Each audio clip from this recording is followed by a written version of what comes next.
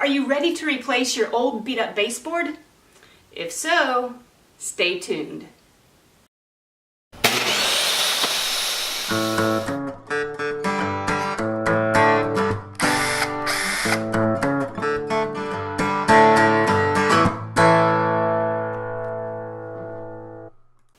Welcome back to the Do Good Project. I'm Michelle, and here we build things and fix things for our friends, our family, and ourselves sometimes too. And we're back at the Closet to Office project, and a question I get asked often is, how do you do baseboard? Well, baseboard's not hard, but it does take some thought. So, if you're ready, let's go. First, let's remove the old baseboard, and to do this, just take a utility knife and cut away the caulking as best you can. Then grab a crowbar and hit it just enough to help you pry away the baseboard without doing any damage to the sheetrock. Once the board is off, remember to remove any nails that still might be left in the wall. Before I start a project, I like to draw it out and label the pieces so I know exactly where they go once they're cut.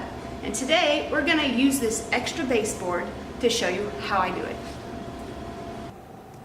Remember, with baseboard, you always want the front of the baseboard side to be shorter than the back. So what we're going to do is cut a 45-degree angle, front being short, back being longer, on just your first piece of baseboard. So here we go.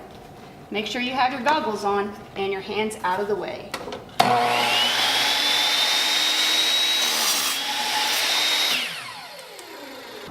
Now, to get the right measurements, here's what I do. Since the back is always going to be longer than the front of the baseboard, go ahead and flip it over. Measure what your length will be for the room. And then, let's say, for instance, we're going to use 30 inches, and this is just for demonstration purposes only. At 30 inches, we're going to mark our spot. We're going to go ahead and give it a good mark at our desired length. And what I like to do is carry that mark over to the sides so I can see it, because since the back side is always going to be longer than the front, when you flip it over to make your 45-degree angle cut, you need to cut from the front side. But the blade has to stop here. So with this mark, put that exact piece that you measured on the edge in the center at 0 of your miter saw, and go ahead and finish your cut.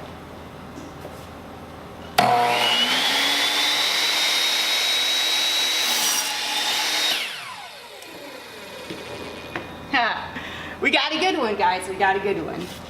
Remember, the actual wall measurements are always applied to the back side of the baseboard, not the front. So now that we have our 45-degree angle cuts, let's go put it up. Take your board and do your best to just fit it close to the wall and the connecting board. You also want to make sure that it's level and following the corner's edge. I'm using my nail gun here to fasten the baseboard to the studs behind the wall. I measured them earlier, and this makes sure that the baseboard fits securely. Next is caulking, and I wanted to show you the chair roll I'm doing because it gives us a good angle and will let you see how I follow the line with my finger. This helps me fill in the gaps and gives me a little more control. And then once I'm done, I just wipe up my mess with a damp rag. So there you have it. Little things can make a big difference. And so can you. So remember, whether you build things or bake things, people need you. So go out and do good.